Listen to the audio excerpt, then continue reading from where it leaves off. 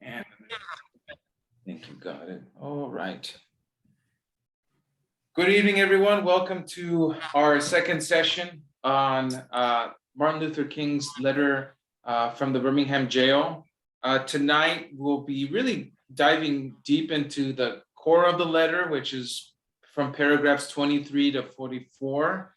And I really want to take some opportunity at the beginning of our discussion to really talk about some very key authors that impacted Dr. King's understanding of his ministry and the way that he defends the nonviolent direct action during the Birmingham campaign.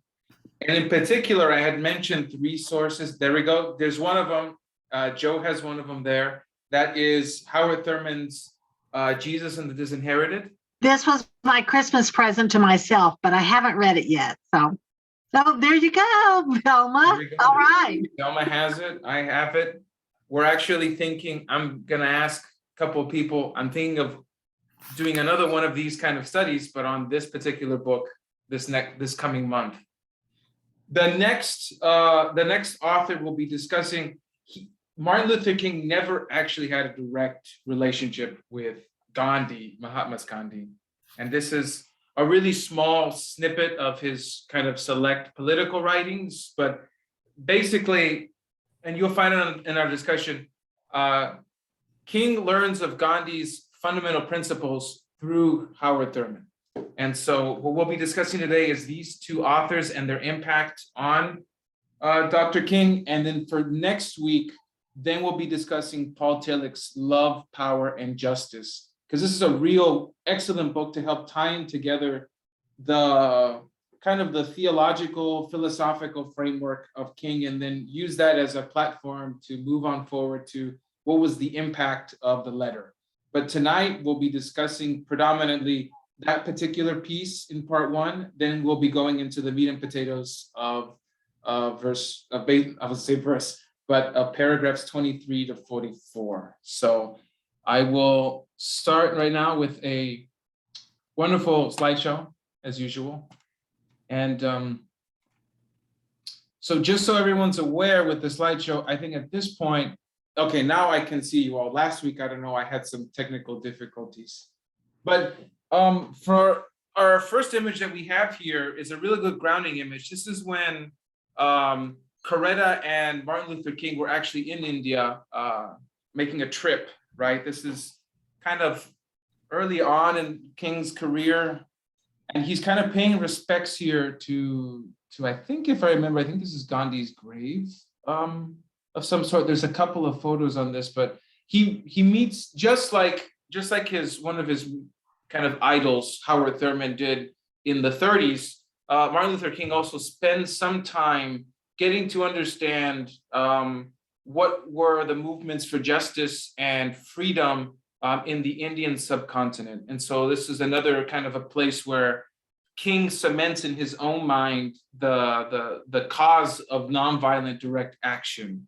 So again, this is just our structure for tonight. So I want to begin our real study tonight in a prayer. And it's a prayer of Dr. King that he said in his last sermon at the National Cathedral on March 31st, 1968. Several days later, King is assassinated. So we'll pray this, and this is actually a prayer that is at the end of his sermon, remaining awake through a great revolution. The Lord be with you. God, grant that we will be participants in this newness and this magnificent development. But if we will but do it, we will bring about a new day of justice and brotherhood and peace. And that day, the morning stars will sing together, and the sons of God will shout for joy.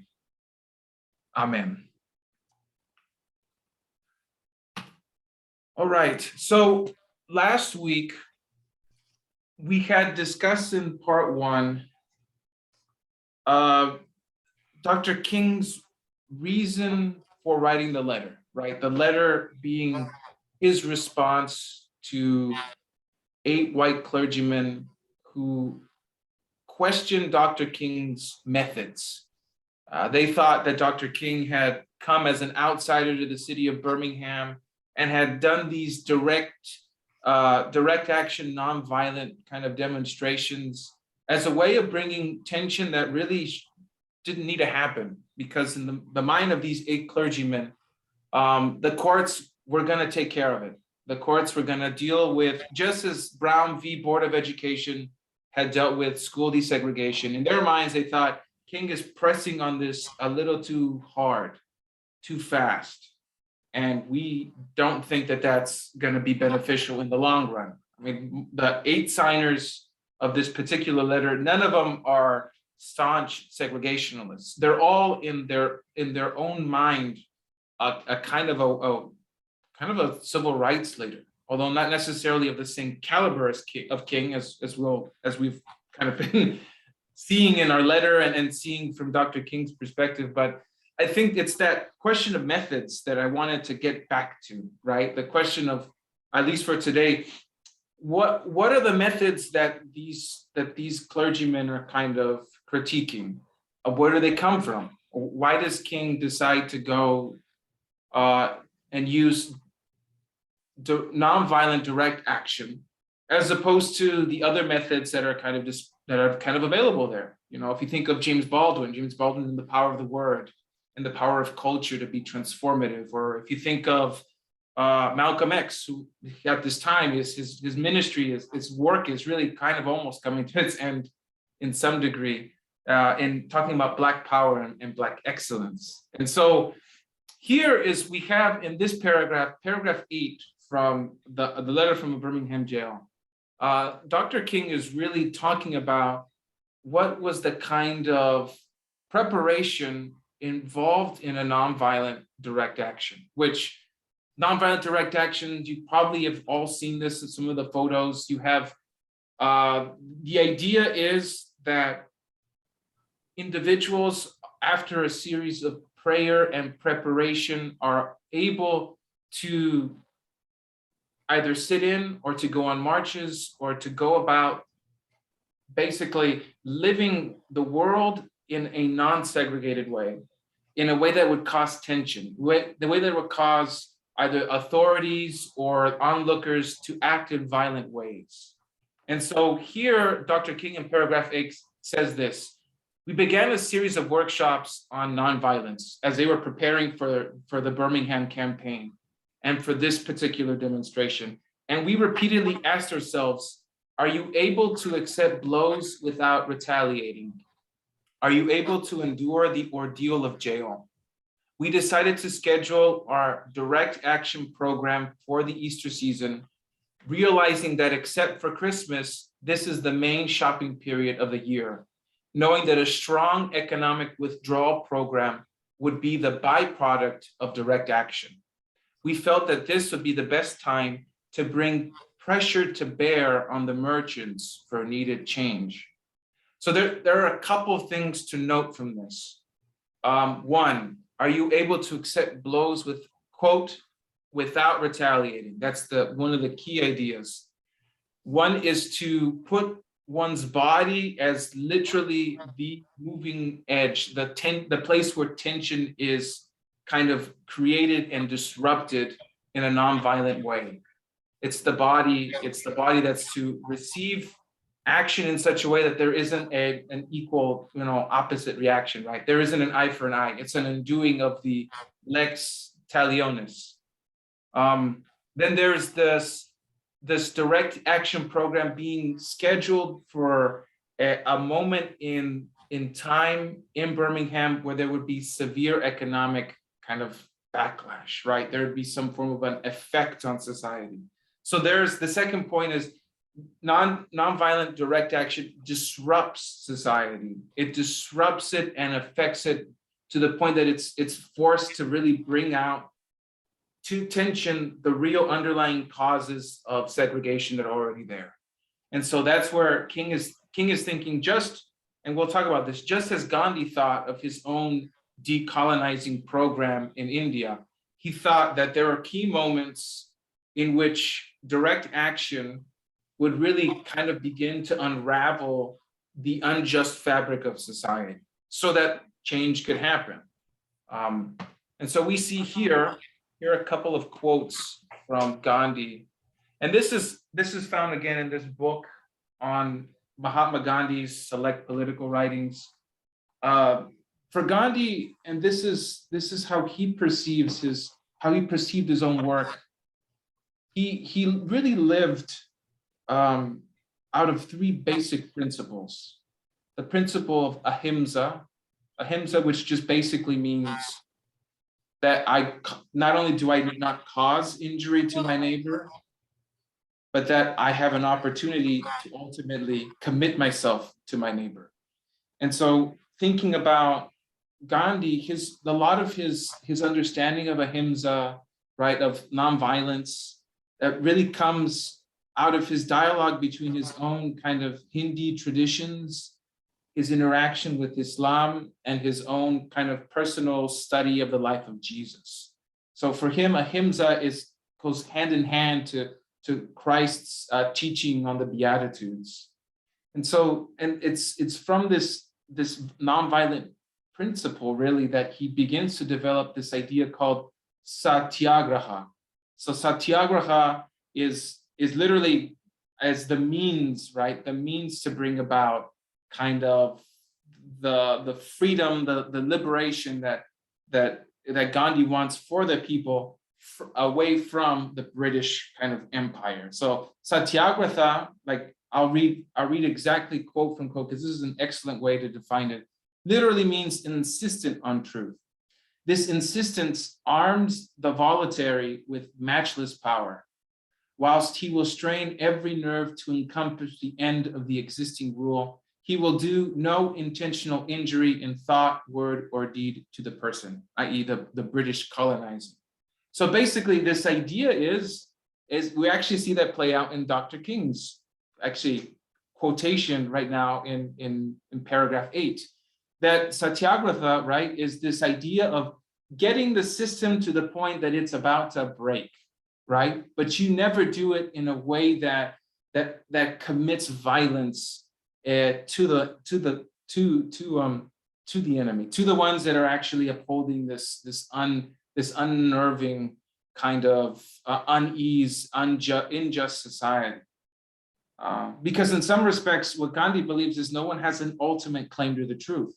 And the problem with colonialism, the problem with racism is that there is a sense in which one particular party acts as if it has the ultimate truth. So going and leaning on the fact that there is no absolute truth, right? That's the insistence that Gandhi's talking about. I insist that there is no absolute truth, and that is truth. That's what he leans from. And so what's the end goal for Gandhi? And this informs a bit of Dr. King, but actually this informs more of Malcolm X, to understand that the end goal is freedom, and this thing called Swaraj, which in some respects people thought very limitedly. They thought it was political liberation, so freedom from colonialist rule and self-rule. But Gandhi doesn't think of it that way. He thinks there's two ways. There's just not this, there's this external freedom, so now we can govern ourselves, but there's also an internal freedom. I myself am freed from a mindset that is violent, that does not respect one's neighbor, that passively receives, in some respects, a colonized identity, right? And so all of this to say really informs a lot of Dr. Howard Thurman's own writing. This picture I have for you all here, that's Dr. Thurman's wife meeting Gandhi in 1934 when Howard and his wife are a part of this kind of YMCA group that had this kind of international dialogue with different groups facing colonialism all throughout the known world. And so this is one of the key moments. This moment, Howard says, is my defining moment in which I began to really think about what does it mean for the disinherited, like himself, to be free and to create conditions where there is freedom for all. Of course, that I commend to you, we'll have this slide for you. I commend to you the link there because it gets into much more detail about what was the conversation, how Howard begins to be transformed from that moment, and then see that as a really direct link to Dr. King. And so, could you put that link in the chat, please? Yes, let me do that for you, Thomas. Thank you. Sorry about that. I went to the link. All right. Good slide. Okay. Let me just stop. Oh, here's the chat. There we go. Okay. That is the link to that particular resource. All right, so Howard Thurman's impact on Dr. King. In terms of real direct phrasing, we really see that at the end of the letter itself. In terms of its intellectual kind of depth that we see, the way that King responds to the issue of race, the way that King begins to use nonviolent action and sees that in light of large universals like justice and love and power. That is really more King's own engagement with Howard, but I want to attend to us this phrasing that King uses here. One day the South will know that when these disinherited children of God sat down at lunch counters, they were in reality standing up for what is best in the American dream and for the most sacred values in our Judeo-Christian heritage, thereby bringing our nation back to the great wells of democracy, which were dug deep by the founding fathers in their formulation of the Constitution and the Declaration of Independence. Put yourself in that kind of an environment, sitting down at lunch counters, right? This is just putting yourself in that environment. This is the place of intense anger, intense frustration, intense hatred, intense fear, right? So what King is really doing that is he's really calling back to Howard Thurman's Jesus and the Disinherited, where Howard says, there are three hounds of hell that dog the disinherited. That is fear, that is deception, that is hatred.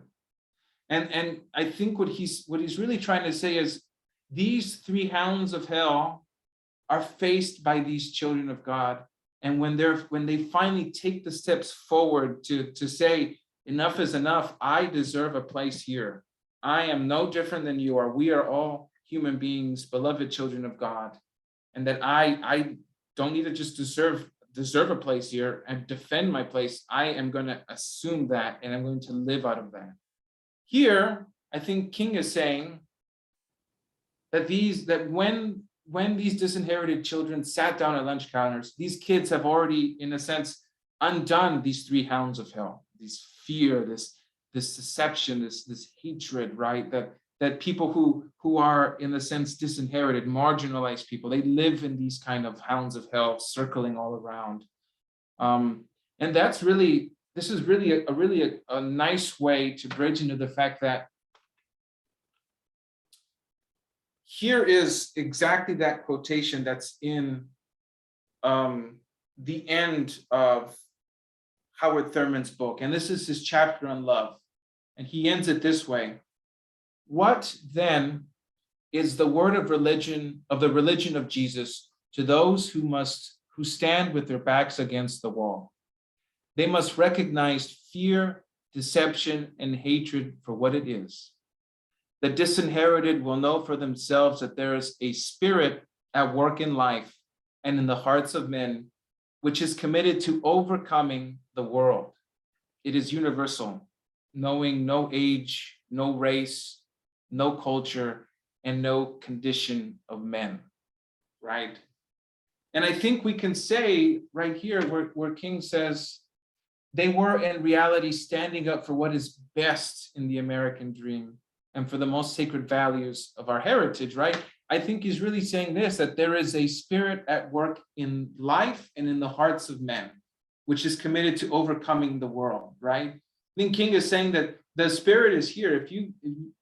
The problem with you all as leaders, that's probably what he's saying. But the problem with you all as leaders is you're not recognizing that the spirit is here, that there is life, there's dignity, there's sacredness to this work, that at the time you may think these methods, right, are kind of making people uneasy, that they're rushing the process too quickly. But how can you rush the spirit?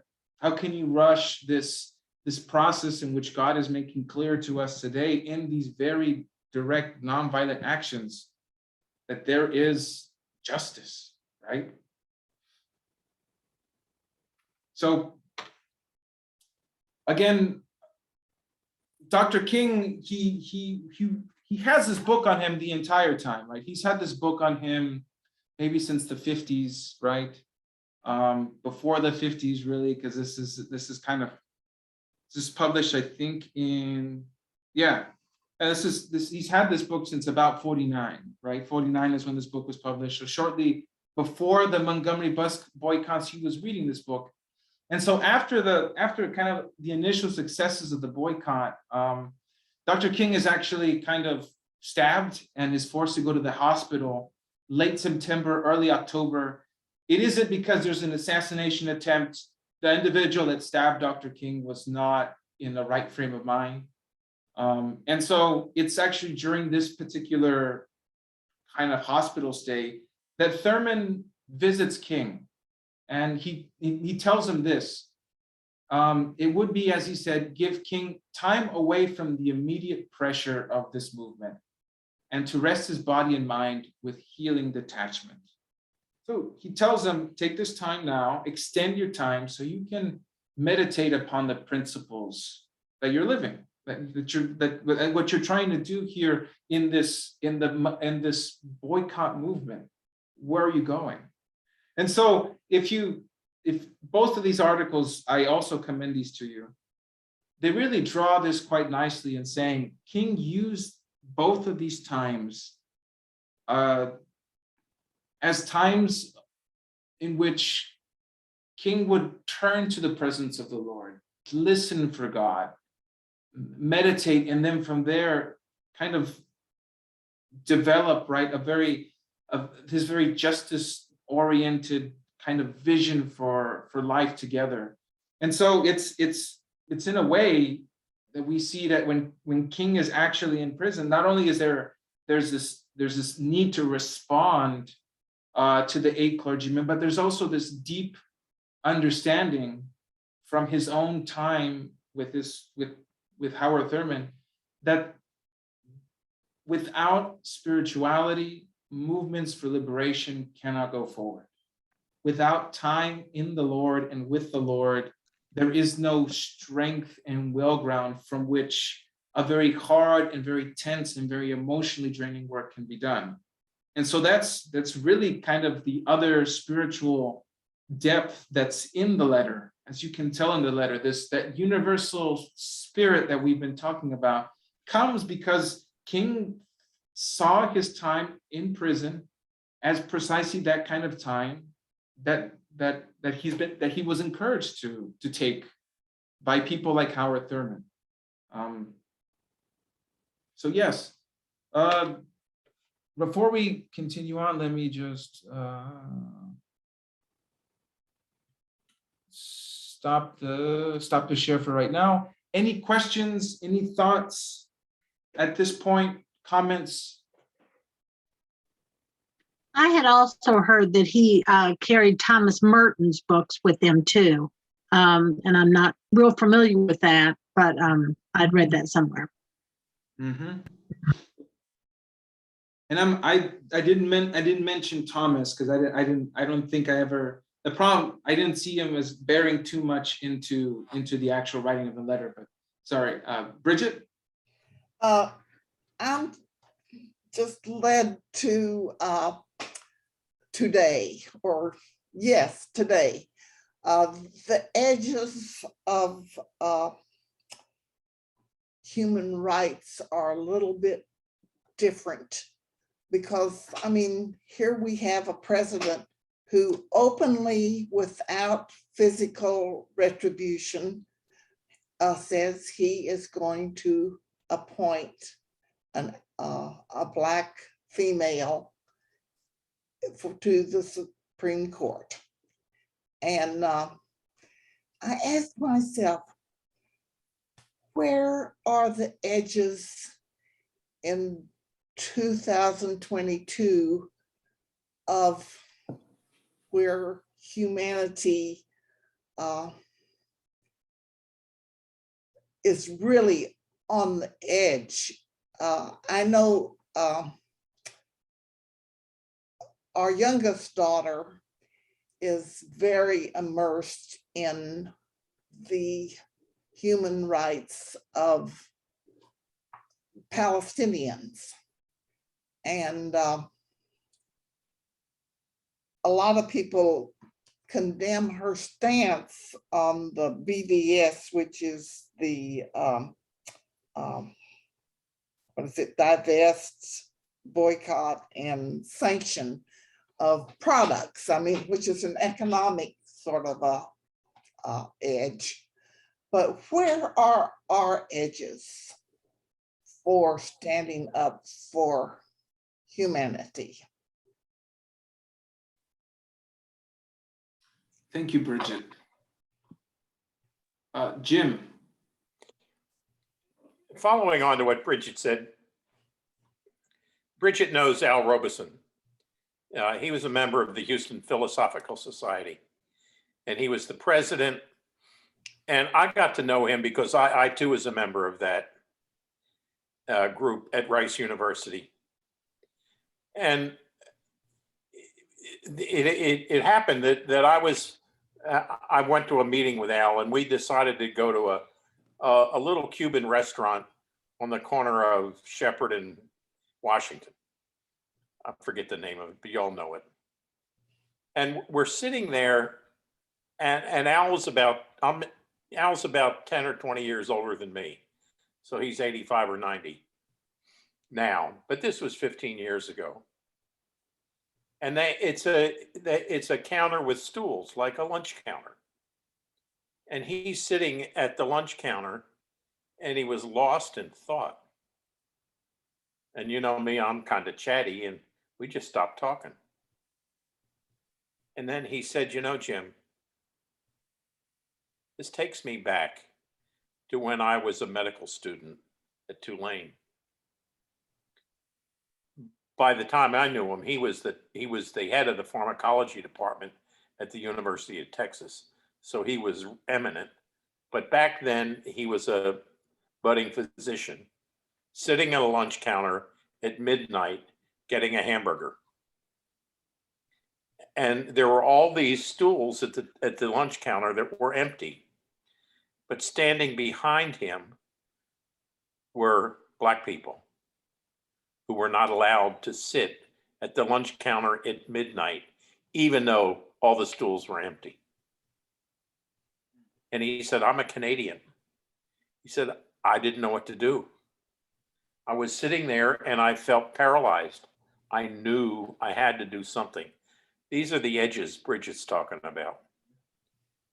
I knew I had to do something, but I didn't. I didn't do anything. And this is what was happening all over the South and all over the lunch counters. And by the time he became an eminent professor at the University of Texas, he devoted his life as a pharmacologist to legalizing non-harmful drugs, marijuana and so forth. That was his cause at 15 years ago. But he turned that, he was paralyzed sitting at that lunch counter in New Orleans. He could do nothing with these Black people standing behind him, wanting to eat a hamburger just like him. but they couldn't sit at the lunch counter.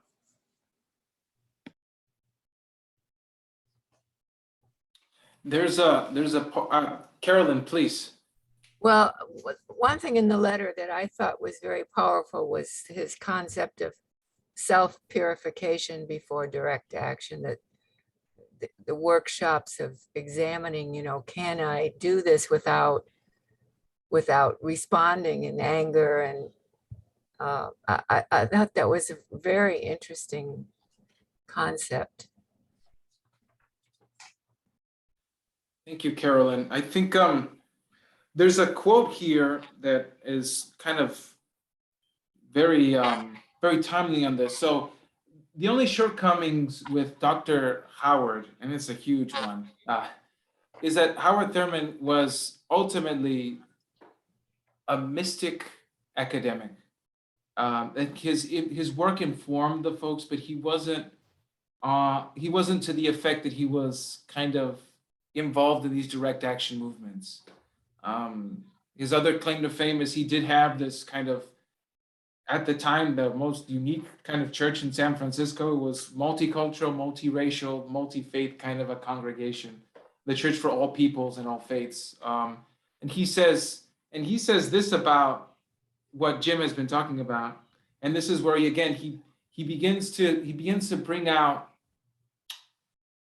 and name really the emotions behind those kind of encounters of the lunch counter. And he says,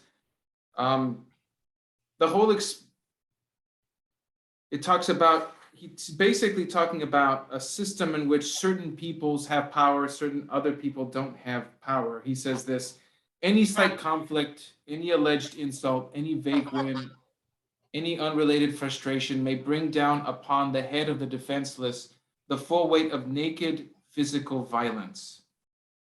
The whole experience attacks the fundamental the sense of self-respect and personal dignity, without which a man is no man. In such physical violence, the contemptuous disregard for personhood is the fact that is degrading. If a man knows that he is the object of deliberately organized violence, in which care has been exercised to secure the most powerful and deadly weapon in order to destroy him, there may be something great and stimulating about his end. The contrary is, if it's just indiscriminate, right, that's even much worse. And that's basically what he argues, and what King would argue is these desegregating like laws, the lunch counter laws, are ways in which what's codified is indiscriminate physical violence, in which people are degraded and seem as if they don't really matter, right? That's kind of the impromptu lynching. That's kind of the same concept as your life doesn't matter. And we can easily, without no reason, with no rhyme, for no particular reason other than who you are, will take that life away. Again, and Howard is saying this is the kind of stuff that the disinherited engage with every day. And that King himself says, look, when these kids finally sit at the lunch counter tables, these kids are fighting against real, actual fear, right? And they're doing it because they know that there's the best, there's grace, there is goodness that has to be defended at the lunch counter tables. All right, so let's continue on with our discussion here. Let me share this. And so here we go. Paragraphs 23 to 44. So from 23 to 44, we can think that there's three major points that King wants to draw out for really, and his audience is not just simply the 8 clergymen, but really the 8 clergymen as they stand for the ineptitude and the support, the lack of support by the white church. So he says, he brings up the themes of the shortcomings and the stumbling blocks of just the wider white moderates. The problem of white people that aren't they're not pro-segregationists, but they don't necessarily approve of his methods. There's also Martin Luther King's response to, again, his method of nonviolent direct action, how the white moderate understands what King is doing, which is a little different than what he had done earlier in the letter, right? Earlier in the letter, Dr. King was really talking about, well, let me explain what the method is as a way of defense. Here, Dr. King is really talking about which he's really putting the focus on the white moderate. He's saying, look, this is what y'all are doing, in trying to tell us that nonviolent direct action is not the way. This is what you all are doing. And finally, he talks about not only the shortcomings of the white church, but the potential, the real potential that the church could live into if it really believed, right, in the very power that God gives unto the church to transform society. So I want to go back to this first quote here. And this is on paragraph 26. He says this: we have to repent in this generation, not merely for the hateful words and actions of the bad people, but for the appalling silence of the good people. Human progress never rolls in on wheels of inevitability. It comes through the tireless efforts of persons willing to be co-workers with God. And without this hard work, time itself becomes an ally of the forces of social stagnation. We must use time creatively, in the knowledge that time is always ripe to do right. Time is always ripe to do what is right. So this reminds me in particular of a verse in the letters of Paul. It's Paul's second letter to the Corinthians. And he says this, starting in verse 6. As we work together with God, we urge you also not to accept the grace of God in vain. For he says, at an acceptable time, I have listened to you, and on a day of salvation, I have helped you. See, now is the acceptable time. See, now is the day of salvation. We are putting no obstacle in anyone's way so that no fault may be found with our ministry. But as servants of God, we have commended ourselves in every way. So our first question for the night is, are there any issues that you feel strongly about but haven't been sure about how to talk about or act upon? What gets in the way? What keeps you from being a co-worker with God? So what issues do you feel strongly about, but you don't really know exactly where to go forward? What needs to get done? And what do you think is stopping you from really doing that? So let me stop sharing and we'll open the floor.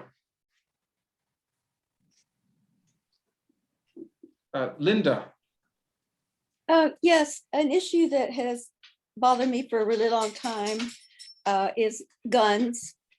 It seems like us as citizens should have the right to not worry about being shot in the street and not have our children shot at school. And actually, I have been active about that for a really long time. But, writing representatives, voting for particular people, writing letters to the newspaper. Hi, kitty, kitty. But so for me, it's not an issue of I have no idea what to do. It's just that there has been no progress. It's been an issue for me for about 25 years. For a year, I lived in Singapore. It's about the same size of Houston. It's real go business type place, and about the same population. But the whole year I was there, no one was murdered, and they don't have guns. They're not allowed to have guns. And anyway, then I came back to Houston, and that's what I noticed, that it was usually one killing a day at least by gun. And so it's just very discouraging for me to spend a lot of effort on this and to see it getting worse. So anyway, that's my issue, and I don't know what else to do. Thank you, Linda. Others?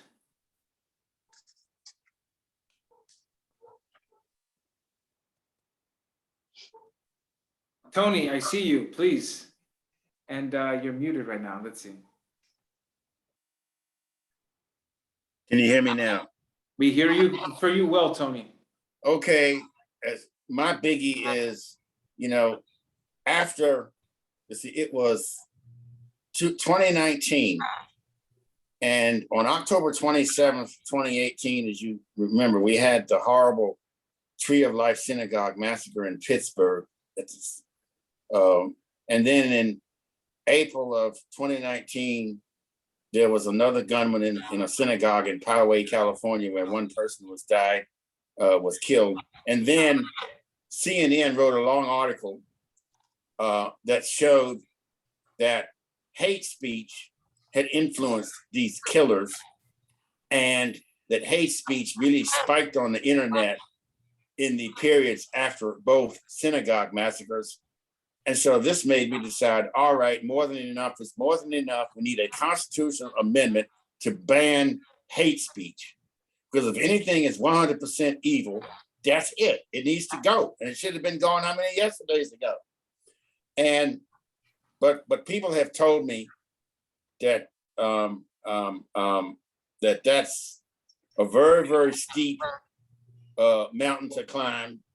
And one person of Asian ancestry, when I told him that I agreed with the Stop AAPI Hate and let's ban hate speech, he just came out. He said, "No, Tony, we can't go around banning things."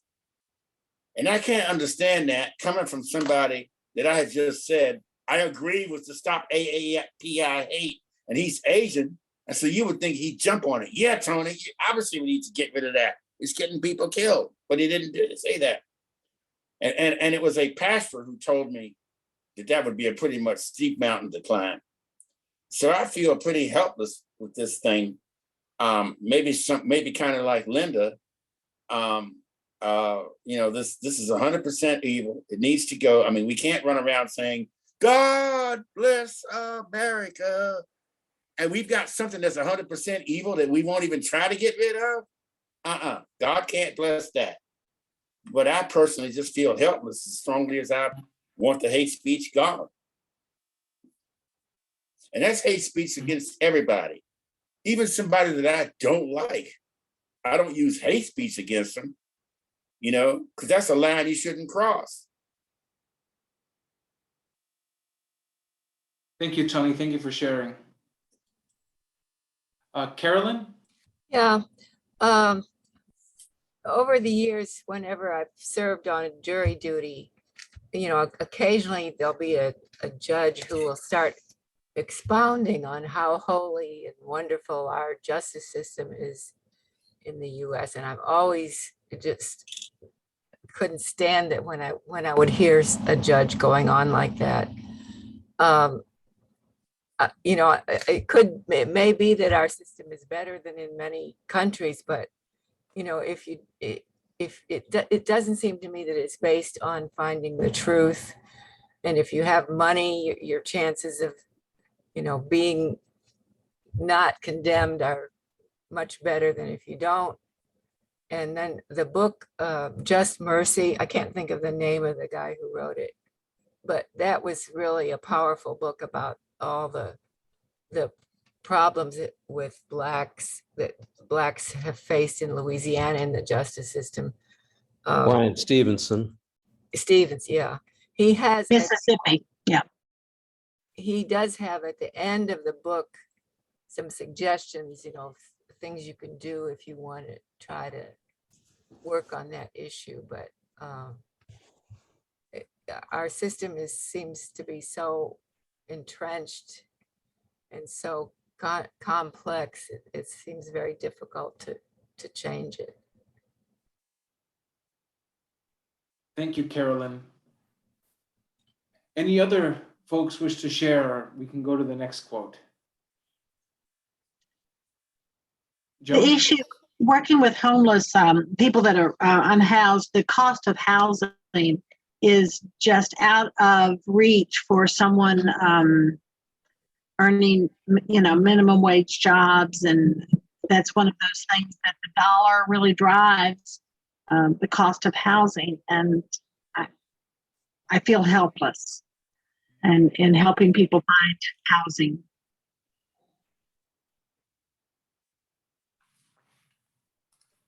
I did see in the Chronicle today, they had an article on how many, I forgot, 100 million or something, a very big chunk of money is now coming to Houston specifically for housing the homeless. So it's very great to read that. That's in today's Chronicle. Thank you. I think what I'd like to say, and I think what King here would say is, look, again, human progress never rolls in on wheels of inevitability. It comes through the tireless efforts of persons willing to be co-workers with God, right? It doesn't mean that, X amount of years, 20, 30, 40 years, right? I mean, we're still fighting for civil rights in this country, for Lord's sake, for voting rights, for rights for immigrants, rights for Mexican Americans, people that are born here in this country, right? You still have the continued tireless effort of the rights for workers, for unions to exist, right? It's something in which it's always the right time for us to try something and to do something. And all of us here, I think, that have shared, are been co-workers with God in some degree or fashion, right? The sense of helplessness, right, doesn't necessarily mean that God isn't working and isn't working with us and through us, right? That King wouldn't say that's not what's going on. What's going on is God is working through us and with us. The challenge is there's a much wider system that isn't disposed for that kind of a change. And so that's where I think this next quote really kind of draws into that quite nicely. Slide. So he says in paragraph 24, so slightly before this, I had hoped that the white moderate would understand that law and order exist for the purpose of establishing justice. And when they fail in this purpose, that being law and order, when they fail in this purpose, they become the dangerously structured dams that block the flow of social progress. I had hoped that the white moderate would understand that the present tension in the South is a necessary phase of the transition from an obnoxious negative peace in which Black folk passively accept their unjust plight to a substantive and positive peace in which all persons will respect the dignity and worth of human personality. Right here, King is thinking of the fact that in Southern society, at least at this point, Southern society, right, that there are rules and laws and that are in place, right? He talks about unjust laws that need not be obeyed, right? That can be because they violate the dignity of human beings, can be violated themselves, these unjust laws. But he also sees that there's a much wider system, right, that has been built in a way that keeps kind of society working well.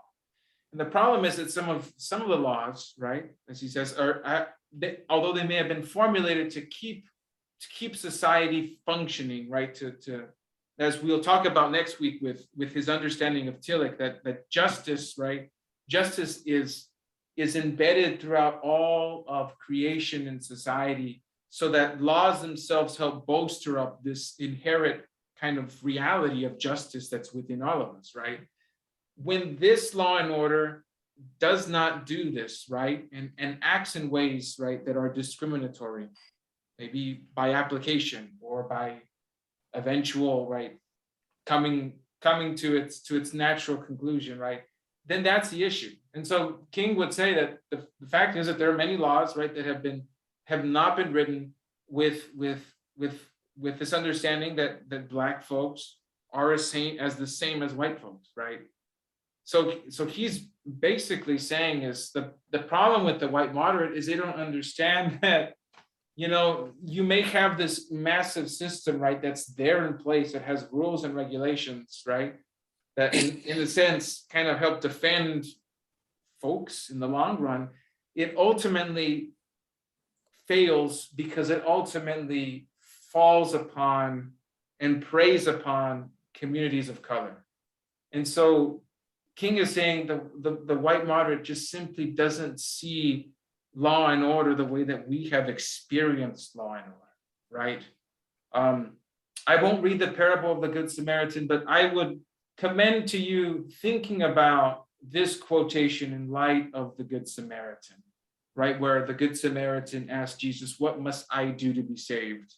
And ultimately, Jesus answers to him in the form of who is your neighbor, right? And the problem, what King is saying here is the white moderate don't understand who their neighbor really is if they fall on law and order at that present time. So here's another question. How do we make certain that when considering the issues of inequity and injustice, we do not permit the complexities of this era to be a disguise for racism, right? Especially when we understand that there is clear inequities along racial lines, right? Let's stop the share here. If we move out of the sphere of race, I've been thinking the whole time we've been talking about the letter, but Sunday morning we'll be talking about becoming an RIC church. It's sort of the same thing. How long do we drag our feet in addressing issues that are debatable in our society? We need to get the lead out of our pants, so to speak, and move.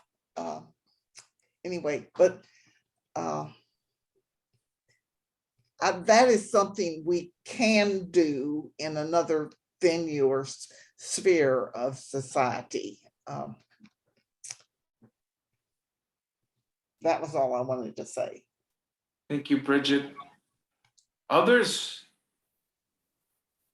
I know for me, what I would say is almost similar to Bridget is when we start to see this very evident inequities, let's not just wait for more information. We just hit it squarely on the head and call a thing for what it is, as Luther would say. If it's racism, it's sin, call it on its face and work, and knowing that, work in ways to change that. If it's a legal process, find ways to talk to senators or legislative folks that could help change those kind of rules. If it's a policy decision, talk with policymakers, right? If it's something, either within the school, within a congregation, within other kind of non-governmental agencies, if it's a policy that clearly shows, right, that there's that, for example, this does not serve African Americans, but it serves predominantly white people, then you have to call it for what it is, right? Even if it's not, and this is, I think the kicker is, even if it's not intentionally racist, right? You have to remember, we're in a society in which we are conditioned, right? In which certain people are simply not of the same kind of dignity. And we may not necessarily say that, but that is certainly necessarily the undercurrent that's constantly in kind of what we're swimming in. Jim? And then Tom. Yeah, I remember when the ELCA was talking about ordaining gays, and Rebecca and I were going to the University Lutheran Chapel in Berkeley. And one of their members is a scholar named Jack Elliott, who's probably many of you know him. And we got to be friends. And, he was capable of long academic arguments. But I went up to him and I said, Jack, what's up with this? Why are we spending all of these words talking about RIC and all of this stuff. And he said, it just comes down to this, just do the right thing. And then I remember I was talking to the pastor of Salem Lutheran well before David Roski. I think his name was Black or Blackman, doesn't matter. But this was again about the gay issue. And I said, Pastor, if a committed gay couple presented themselves at your altar for communion, would you commune them? And he said, no, I don't think they would unless they repented. So I'm from Philadelphia. We're talking about Houston. So I said, Pastor, I don't know what it's like about down here. But when I was a teenager in Philadelphia, Black people would come to our church, our Lutheran church, and they would go to receive communion, and white people would walk away from the communion rail. They wouldn't commune with them. I said, would you withhold communion from those people? And he thought for a minute and he said, I see your point. It boils down, there are no academic arguments. There's no theses or term papers or abstracts. Just do the right thing. And we all know to do the right thing. Luther summed it up when he said, no one needs to tell lovers how to love each other. That's pretty much the Good Samaritan. Thank you, Jim. Tom? I also think there's a message here of don't miss the small things that can be done in holding off to create something big with a splash. Sometimes I think we get a little misguided by marketing and PR. And when we see something that is wrong, we need to deal with it at whatever level it is, but we should not attempt, attempt to thwart progress on something that is within our control. And echoing what Jim said, I mean, a lot of times it's a matter of looking at something and simply saying, that's not right, and we can do something about it.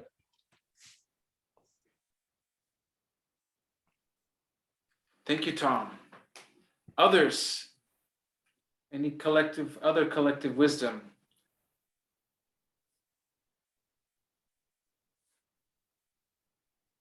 Tony? And then actually, Inda, did you have something? No. Tony and then Randy. Martin Luther King's reactions to the quote unquote white moderates, may not be exactly equivalent, but it reminded me of Elie Wiesel saying, apathy, indifference, and silence only help the oppressor, never the victim. And he even comes out and says that, something along the lines of, of course, like the bystanders in the Holocaust that killed nobody, we're not into Vermont and all of that, but still, Elie Wiesel refers to this too in his own way. So there's a parallel here.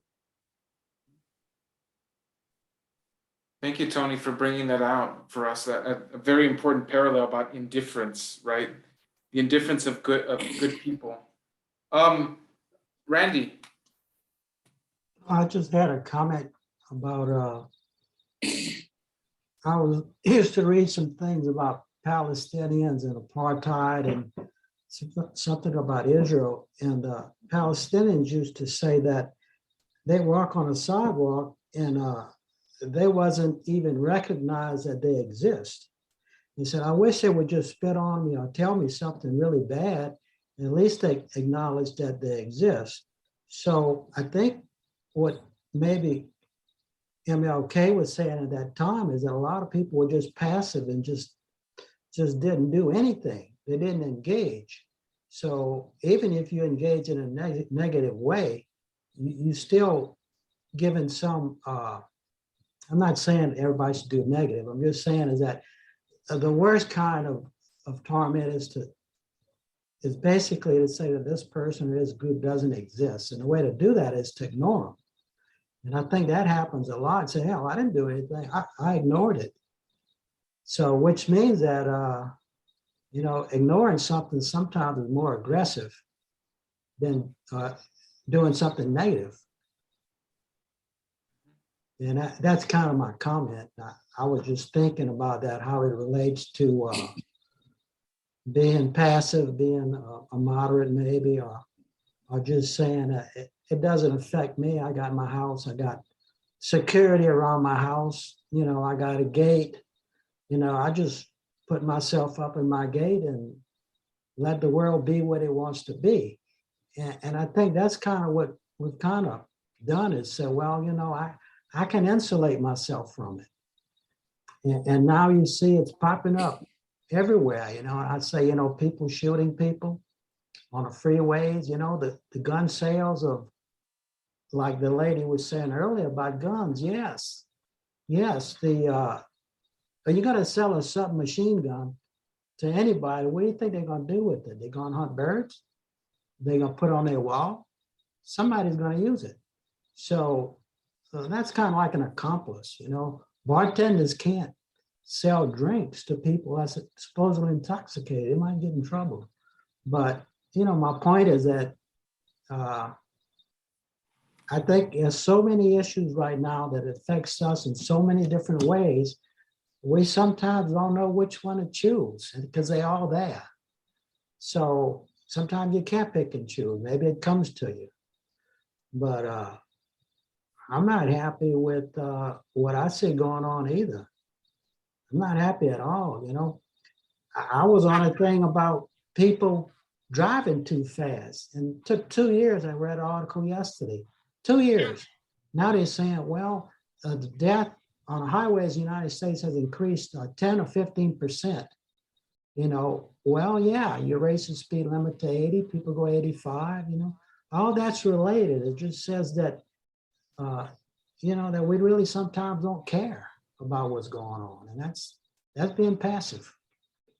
Sorry to talk so much, but I said what I have to say.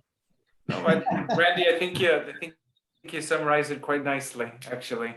That's really what King is trying to get at. People are just, if it ain't my problem, it ain't my concern. Right? Why do I have to concern myself with folks that have respects for some people? They never bother to have an intimate friendship with that isn't of their own race or their own ethnicity. But I think again, we're on to something here. I want to end tonight with one final little quote. It's not really a little quote. It's a small little quote here. We probably won't have time for this last discussion. Might have one or two comments, but there's a question for us to really ponder at the end. So let me share this here. So King says, there was a time when the church was very powerful. In the time when the early Christians rejoiced at being deemed worthy to suffer for what they believed. In those days, the church was not merely a thermometer that recorded the ideas and principles of popular opinion. It was a thermostat that transformed the mores of society. And then later on in paragraph 43, so that was paragraph 40. But again, I am thankful to God that some noble souls from the ranks of organized religion have broken loose from the paralyzing chains of conformity and joined us as active partners in the struggle for freedom. They have left their secure congregations and walked the streets of Albany, Georgia with us. Again, I'm reminded of Micah, right? This particular verse or verses are really foundational to understand the civil rights era and really the work of King. It's Micah Chapter 6, starting in verse 6, goes like this. With what shall I come before the Lord and bow myself before God on high?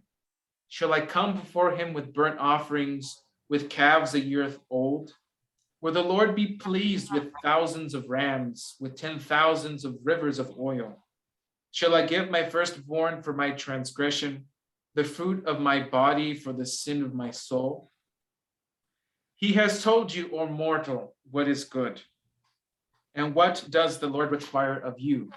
But to do justice and to love kindness and to walk humbly with your God. To do justice, love kindness, and walk humbly with your God. So for us to think about, and maybe for us not to answer fully tonight, is this question: is there evidence that the church of the 21st century is merely a thermometer and not a thermostat? And then also think of this: is there evidence where we're a thermostat and not simply a thermometer, right?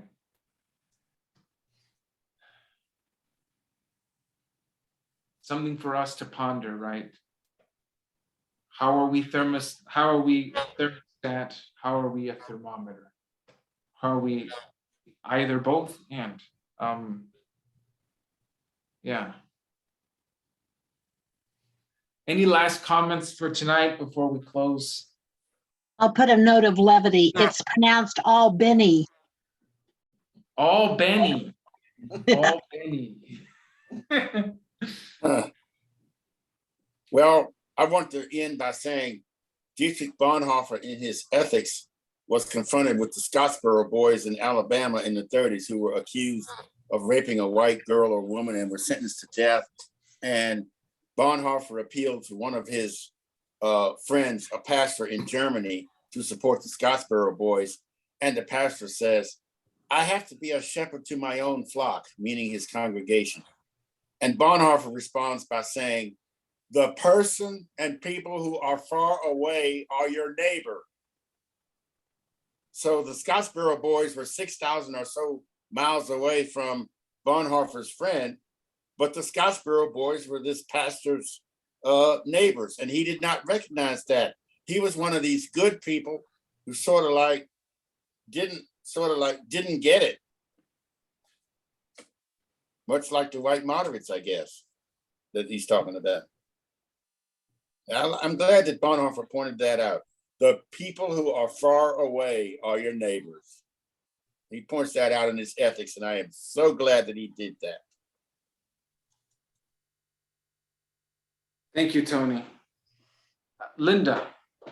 Yes, I just really enjoyed or appreciated that MLK addressed the issue of outside agitators.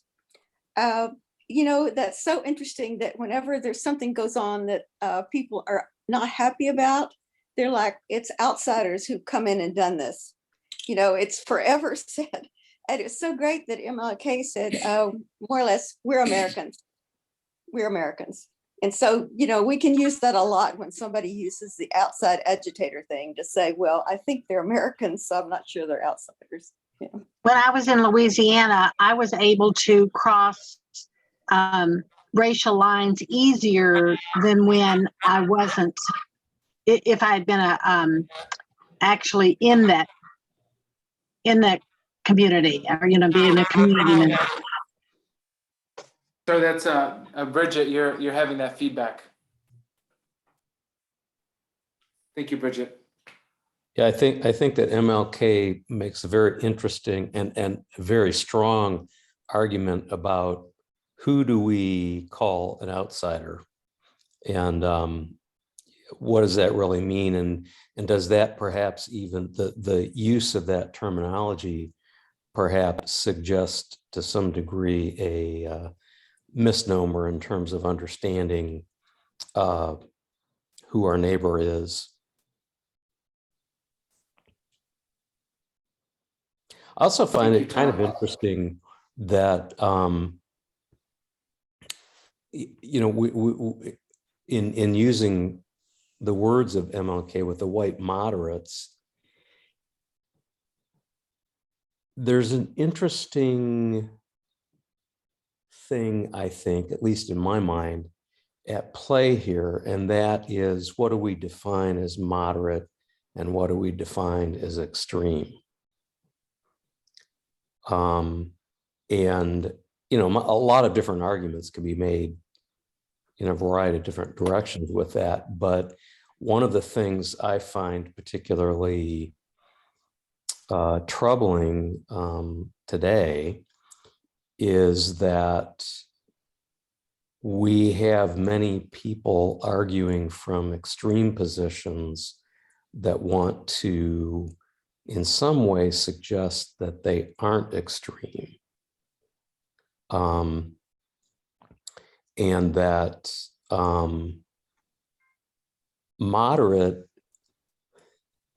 is not necessarily an ugly word.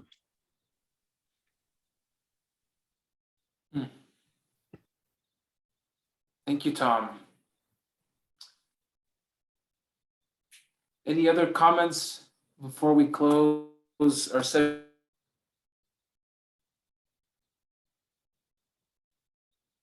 With a prayer from Dr. King. Oh, I froze. All right.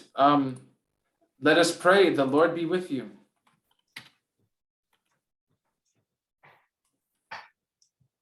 Eternal God, our Father, we thank thee for the insights of old, the insights of prophets, and those who have lived near to thee. Grant that as we continue to live, we will seek to develop all those dimensions that will bring completeness and justice to us. Grant somehow that we will learn to be concerned about ourselves, but at the same time, give us that great concern for other selves. At the same time, help us to be concerned about thee and to worship thee in spirit and truth. Grant that somehow we will come to the great conclusion that unless we have all three of these, we somehow live lives that are incomplete. Amen. I will see you all next week, and we will be discussing our third part. It will be, one is a little bit of Tillich, very little bit of Tillich, but I really want to talk a little bit more about the impact of the letter, desegregation in Houston, the way that the letter impacted the push for Puerto Rican freedom and the push for the United Farm Workers in California. The letter is impactful all around. So I'll see you all next week. Good night, and hopefully we'll be in worship.